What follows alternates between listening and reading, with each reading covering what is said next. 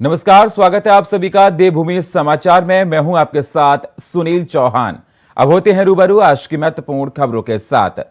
उत्तराखंड में इन दिनों पूर्व मुख्यमंत्री त्रिवेंद्र सिंह रावत के नाथूराम गॉडसे पर दिए गए बयान को लेकर सियासी विवाद चल रहा है, जिसमें बीजेपी और कांग्रेस आमने सामने नजर आ रही हैं। कांग्रेस की तरफ से पूर्व मुख्यमंत्री त्रिवेंद्र सिंह रावत का विरोध किया जा रहा है। देखिए हमारी ये स्पेशल रिपोर्ट। नाथूराम गोडसे एक देशभक्त थे, उनकी देशभक्ति पर संदेह नहीं किया जा सकता। नाथूराम गोडसे एक देशभक्त थे, उनकी देशभक्ति पर संदेह नहीं किया जा सकता। उत्तराखंड में पूर्व मुख्यमंत्री त्रिवेंद्र सिंह रावत के इस बयान पर सियासी भूचाल आया हुआ है, जिसमें बीजेपी कांग्रेस आमने सामने आ चुके हैं। कांग्रेस सड़कों पर विरोध प्रदर्शन कर रही है तो राजनीति के जानकार इस भाजपा की लोकसभा चुनाव की तैयारी मान रहे हैं। पूर्व मुख्यमंत्री त्रिवेंद्र सिंह रावत का नाथूराम गॉडसे पर दिया गया बयान सियासत का मुद्दा बना हुआ है। पूर्व सीएम त्रिवेंद्र सिंह रावत अब भी लगता है कि अपने बयानों पर अड़िग हैं। सुनिए क्या कहना है त्रिवेंद्र सिंह रावत का। कांग्रेस पार्टी ने हमेशा गांधी जी के नाम का दुरुपयोग किया है। तो पहला तो इन्होंने गांधी जी को उस समय मार दिया जब इन्होंने भारतीय राष्ट्रीय कांग्रेस बना करके चुनाव लड़ना शुरू किया। दूसरा इन्होंने तब मार दिया जब उन्होंने उनके अहिंसा के सिद्धांत का पालन नहीं किया, सत्य के पालन नहीं किया और खादी का पालन नहीं किया। ये गांधी जी के बारे में हम बड़े गांधीवादी हैं, इससे कोई गांधीवादी नहीं हो जाता। जिस तरह से कोई सियार शेर की खाल ओढ़ ले और कहे मैं शेर हूँ, तो भैया वक़्त आने पर उसकी औकात पता चल जाएगी। वही कांग्रेस की हालत है। पूर्व मुख्यमंत्री के बयानों का समर्थन भारतीय जनता पार्टी भी कर रही है।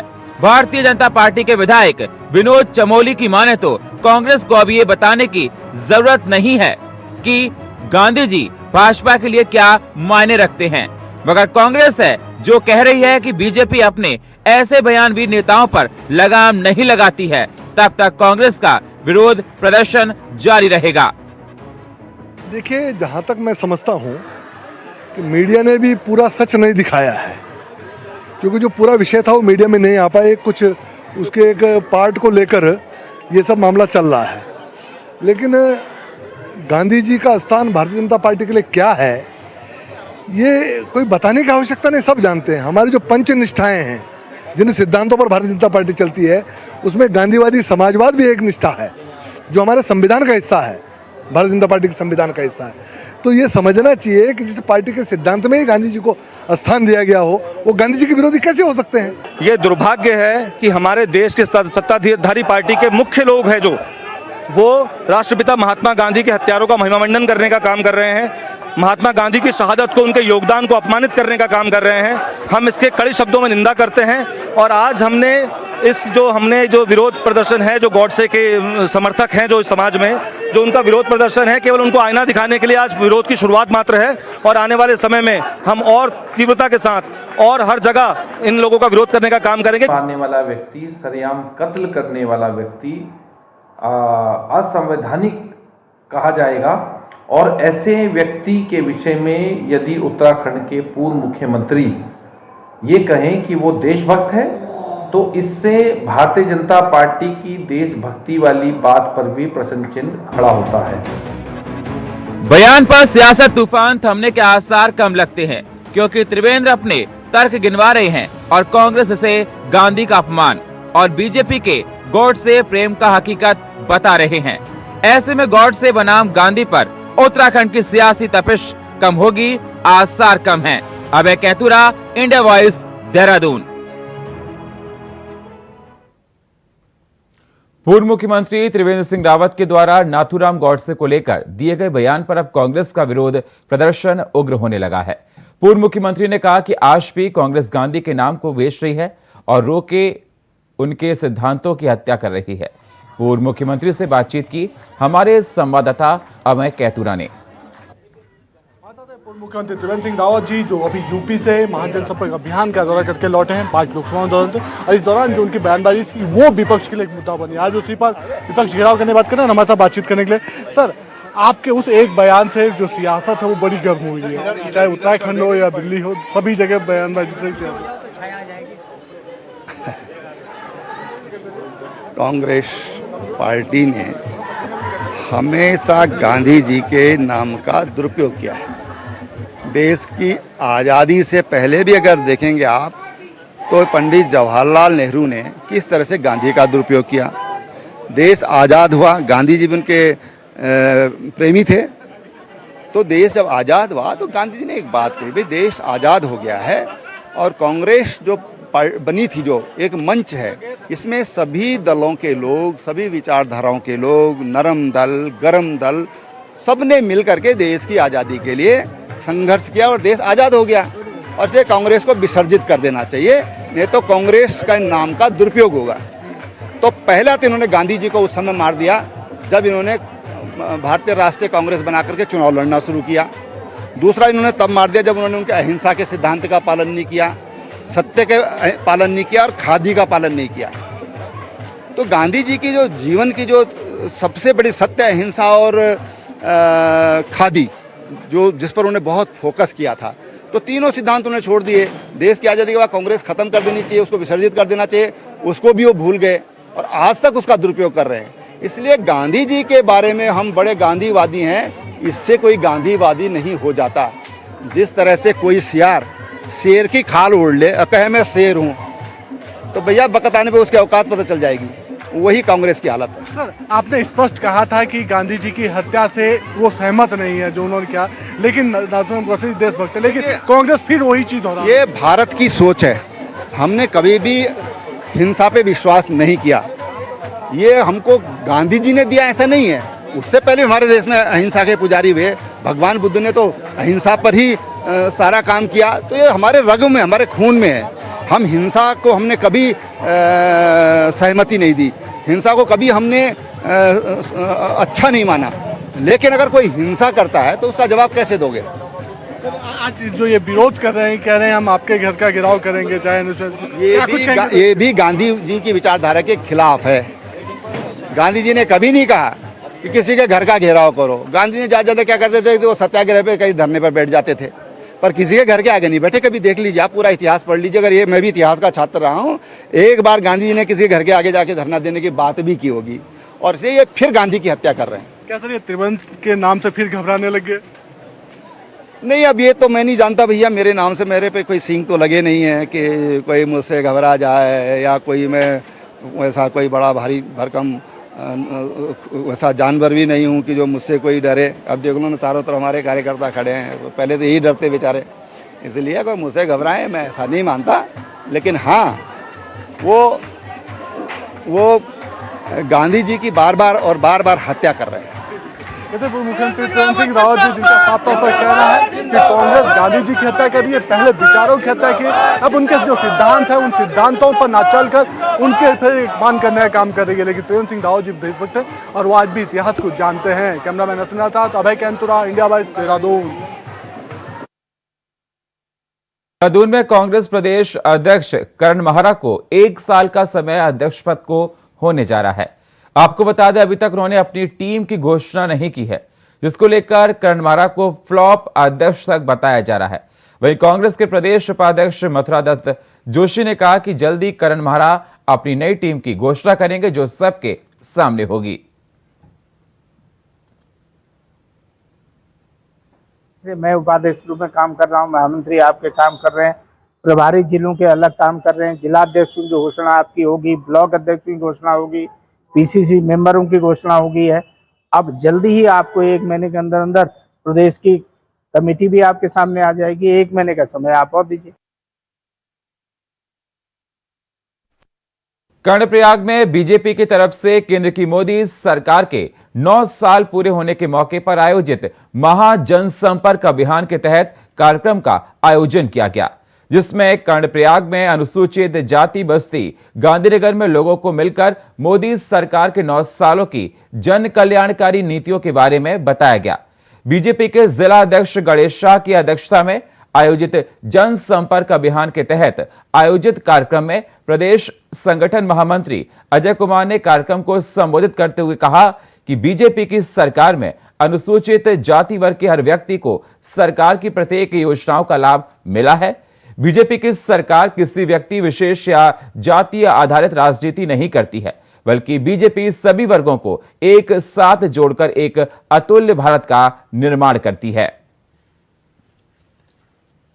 भारतीय जनता पार्टी के इस महाजनसंपर्क अभियान के विषय को लेकर जिस योजना से अभियान चलाया जा रहा है, आदरणीय मोदी जी के नेतृत्व में 9 साल सरकार को हो गए हैं। 9 साल के कार्यक्रम की चर्चा और माननीय मोदी जी की मन की मंशा की है कि 9 साल की रिपोर्ट कार्ड को लेकर जनता तक जाना चाहिए और इन 9 सालों में देश की विकास की गाथाएँ कितनी हुई हैं, ये जन जन तक इसको पहुंचाने का काम हमको करना चाहिए। ये सभी कार्यकर्ताओं से आह्वान करते हुए इस अभियान को आगे। ये कार्यक्रम हमारा जनसंपर्क अभियान का कार्यक्रम, महाजनसंपर्क अभियान इसका नाम दिया गया है।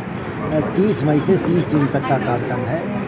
इसमें आज संयुक्त मोर्चे की बैठक हमारी पूरे विधानसभा की यहाँ पर कंटाग में आहूत थी और उसी के अंतर्गत गांधीनगर वार्ड जो कंटाग नगर पालिका क्षेत्र में है, उसमें भी हमने एक कार्यक्रम यहाँ पर सभा के रूप में रखा था आदरणीय अपने अनुसूचित मोर्चे के अध्यक्ष गणेश जी के नेतृत्व में। और यहाँ पर ये कार्यक्रम हुआ, माननीय अपने प्रदेश के महामंत्री संगठन अजय जी हमारे बीच में थे। उनका मार्गदर्शन, उनका आशीर्वाद हम सब लोगों को मिला है। निश्चित रूप से जो हमारा कार्यक्रम है जन संपर्क और घर घर संपर्क, उस कार्यक्रम के तहत हम आज गांधीनगर वार्ड में उपस्थित रहे। हल्द्वानी में बीजेपी की महाजनसंपर्क अभियान के तहत MBPG कॉलेज के सभागार में बीजेपी की ओर से संयुक्त मोर्चा सम्मेलन आयोजित किया गया। इस दौरान 2024 के लोकसभा चुनाव के मद्देनजर केंद्र सरकार के 9 वर्ष पूरे होने पर केंद्र सरकार की उपलब्धियों को कार्यकर्ताओं से घर घर पहुंचाने का आह्वान किया गया। पार्टी के पूर्व प्रदेश महामंत्री गजराज विश्व ने कहा, संयुक्त मोर्चे के इस सम्मेलन में सभी मोर्चों के कार्यकर्ताओं और पदाधिकारियों को निर्देशित किया गया है कि वह महाजनसंपर्क अभियान में घर घर जाकर प्रधानमंत्री नरेंद्र मोदी के नेतृत्व में चल रही केंद्र सरकार की उपलब्धियों को जनता तक पहुंचाएंगे। पूरे देश के अंदर महाजनसंपर्क अभियान प्रारंभ हो चुका है और उसी के तहत आज हल्द्वानी विधानसभा का संयुक्त मोर्चे का सम्मेलन यहाँ पर हो रहा है। 2024 को देखते हुए 9 साल की जो हमने 9 साल में उपलब्धियाँ की हैं माननीय मोदी जी के नेतृत्व में पूरे देश के अंदर, उन सभी उपलब्धियों को हम जन जन पहुँचा रहे हैं और जो पूरे सभी मोर्चों को आज निर्देशित भी किया जाए कि वो घर घर संपर्क करके जो माननीय मोदी जी के नेतृत्व में कार्य हुए हैं उन सबको उनके घरों तक पहुंचाएं और निश्चित रूप से 2024 में इस भारत के विकास के लिए, भारत की प्रगति के लिए, भारत के सम्मान के लिए दोबारा माननीय मोदी जी प्रधानमंत्री बने। भारतीय जनता पार्टी को अपना समर्थन दें, यही पूरी देश की जनता से अपील की जा रही है। उत्तराखंड सरकार द्वारा मोटे अनाजों को बढ़ावा देने के लिए लगातार काम किया जा रहा है। वहीं दूसरी ओर मुख्यमंत्री पुष्कर सिंह धामी पिछले दिनों उत्तरकाशी में मंडवे की बुधवाई करते हुए नजर आए। उसको लेकर पूर्व मुख्यमंत्री हरीश रावत ने अपने सोशल मीडिया पेज पर एक पोस्ट साझा किया है, जिसमें उन्होंने लिखा कि हमारी सरकार मंडवे के खरीद मूल्य के साथ मंडवा और उसके समकक्ष जितनी भी प्रजातियां हैं, जिसमें मिर्शा से गेहत तक, कोदो, झंगोरा से लेकर सारे मोटे अनाज सम्मिलित है। 1000 रुपए प्रति क्विंटल बोनस दिया जाता था। पूर्व मुख्यमंत्री हरीश रावत सोशल मीडिया पर की गई है पोस्ट के बाद बीजेपी और कांग्रेस में आरोप प्रत्यारोप का दौर जारी है। बीजेपी प्रदेश प्रवक्ता वीरेंद्र विश्व ने कहा कि अगर कांग्रेस शासनकाल में कोदो, झंगोरा और मंडवे को लेकर कांग्रेस शासनकाल में काम किया गया होता तो आज काश्तकारों को दिक्कतों का सामना नहीं करना पड़ता। देखिए, अगर मंडवे के लिए कांग्रेस की सरकार में और कांग्रेस के मुख्यमंत्री जी ने कोदा झंगोरा के लिए कुछ किया होता तो आज कोदा झंगोरा के जो काश्तकार हैं उनको दिक्कत और परेशानी नहीं होती। आज देश के प्रधानमंत्री नरेंद्र भाई मोदी जी ने जिस तरीके से मोटे अनाजों के लिए मार्केट तैयार की है, जिस तरीके से उनके लिए विपणन की व्यवस्था सुनिश्चित की है और उनको प्रोत्साहन देने के लिए काम किया है, वही काम अपने राज्य के मुख्यमंत्री पुष्कर सिंह धामी जी भी कर रहे हैं। पुष्कर सिंह धामी जी का जो उत्तरकाशी दौरा था वो इसी का प्रयोजन था कि जो हमारा स्थानीय जो मोटा अनाज है, जो हमारा कोदा झंगोरा है, उससे लोग प्रोत्साहित हों, प्रेरणा हों और उसी को प्रोत्साहित करने के लिए उन्होंने खुद जाकर खेत में हल भी लगाने का काम किया है, जोतने का काम किया है और मंडवा को बूतने का भी काम किया है। इससे राज्य के काश्तकारों में, छोटे किसानों में एक नई आशा की किरण जागी है कि उनके मुख्यमंत्री उनके लिए कितना चिंतित हैं।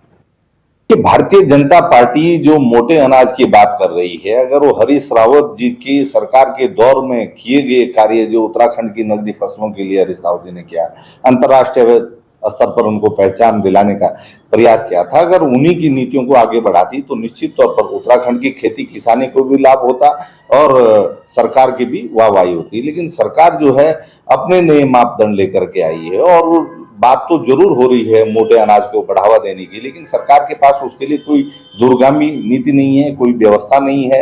आप देखिए हरीश रावत जी के दौर में खाड़ी देश हो चाहे यूरोपीय देश हो, वहां तक उत्तराखंड के चाहे वो कोदा हो, झोंगारा हो, चाहे वो गैत हो या राजमा हो या लाल चावल हो, वो वहां तक पहुंचा था। लेकिन धामी जी जो है यहीं पर कदम ताल करते हुए नजर आ रहे हैं। बीते दिनों नाबालिग लड़की को भगाने के मामले में पुलिस ने जितेंद्र सैनी और उवैद खान को गिरफ्तार किया था और इस पूरे मामले में लफ्ज़ जिहाद का रूप ले लिया, जिसके चलते बीते कुछ दिनों में 14 मुस्लिम व्यापारियों ने दुकानें खाली कर दी, जबकि 12 व्यापारियों ने पुरोला पूरी तरह से छोड़ दिया। अब ऐसी जानकारी निकलकर सामने आ रही है कि इस मामले को लेकर 15 और 18 जून को मुस्लिम महापंचायत होने जा रही है। हालांकि इसकी अभी कोई आधिकारिक पुष्टि नहीं हुई है। मीडिया से बात करते हुए सीएम धामी ने सभी से कानून व्यवस्था बनाए रखने के लिए कहा, साथ ही हिदायत दी कि अगर कोई भी कानून व्यवस्था बिगाड़ने का काम करेगा तो इसके खिलाफ सख्त कार्रवाई की जाएगी। कि कानून व्यवस्था को कोई भी अपने हाथ में न ले और अलबत्ता ये जरूर है कि उत्तराखंड के अंदर जो कानून जो जनसंख्या का परिवर्तन हो रहा है, डेमोग्राफिक चेंज हो रहा है या जिनके कारण से यहाँ पर कानून व्यवस्था की स्थिति खराब हो रही है, उस पर हमने पुलिस को भी और प्रशासन को भी सभी को कहा है सख्ती से काम लें। लेकिन मैं सभी से अपील भी करना चाहता हूँ कि सभी लोग उत्तराखंड के अंदर हम लोग सब लोग एक दूसरे के साथ भाईचारे के साथ रहते हैं, मिलजुल कर रहते हैं। कोई भी जो है कानून व्यवस्था की स्थिति को ख़राब न करे। कानून अगर कोई दोषी है तो कानून अपना काम करेगा और कोई भी दोषी होगा तो उसके खिलाफ कड़ी कार्रवाई होगी, निष्पक्ष कार्रवाई होगी।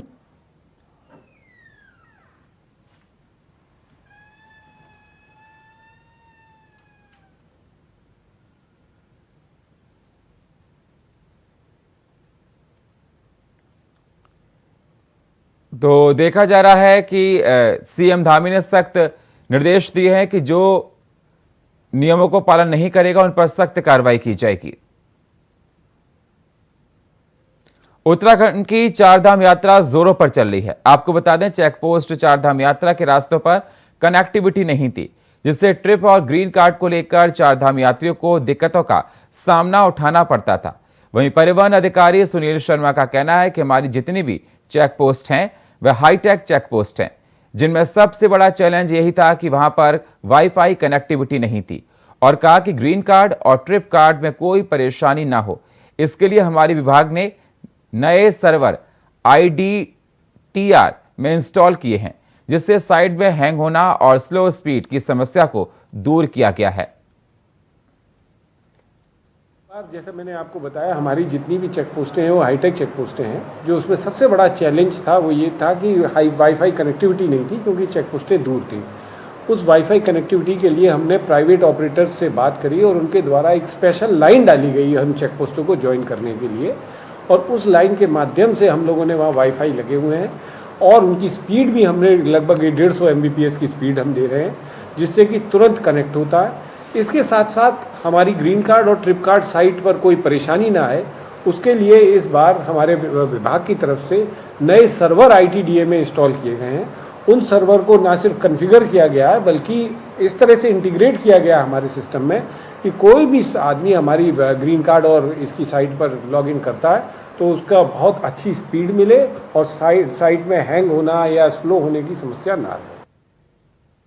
रुड़की के खाताखेड़ी गांव में निःशुल्क चिकित्सा शिविर का आयोजन किया गया। यह आयोजन वरिष्ठ कांग्रेस नेता मोहम्मद आदिल फरीदी के कैंप कार्यालय पर देहरादून के महंत इंद्रेश अस्पताल की ओर से किया गया, जिसमें 22 डॉक्टर्स की टीम ने 700 ग्रामीणों का निःशुल्क चेकअप कर रोगों का इलाज, जांच और दवाइयां दी। इकबालपुर खाताखड़ी में हमने कैंप लगवाया है और इंद्रेश हॉस्पिटल देहरादून से हम यहाँ पे आए हैं। अलग अलग डिपार्टमेंट के यहाँ पे डॉक्टर लोग आए हैं और बीपी शुगर नापने की यहाँ मशीन भी साथ में लाई गई है। और मेडिसिन डिपार्टमेंट हो गया हमारा, ऑप्था डिपार्टमेंट, ईएनटी डिपार्टमेंट और जो महिला रोग डिपार्टमेंट होता है उनसे सारे डॉक्टर साहब यहाँ पे आए हुए हैं। बहुत सारे मरीज़ यहाँ पे देखे गए हैं। अलग अलग तरीके के मरीज़ हमने यहाँ पे देखे हैं। बीपी शुगर के मरीज़ देखे हैं, सर दर्द हो गया, पैर दर्द हो गया। सबसे ज़्यादा जो मरीज़ आए हैं वो पैर में दर्द के आए हैं। महिलाएं भी काफ़ी आई हैं, तो हमारी महिला डॉक्टर साथ में हैं, उन्होंने उनका इलाज किया है। और इंद्रेश हॉस्पिटल से सब यहाँ पे जो भी पर्चे काटे गए हैं सब फ्री में काटे गए हैं। दवाई वाई दी गई है, सबको दवाई दी गई है, दवाई भी बांटी हैं। लगभग 700 के आसपास मरीज़ हमने यहाँ पे आज देख लिए हैं। और फिलहाल देवभूमि समाचार में इतना ही। बाकी खबरों के लिए आप बने रहिए इंडिया वॉइस के साथ। तब तक के लिए नमस्कार।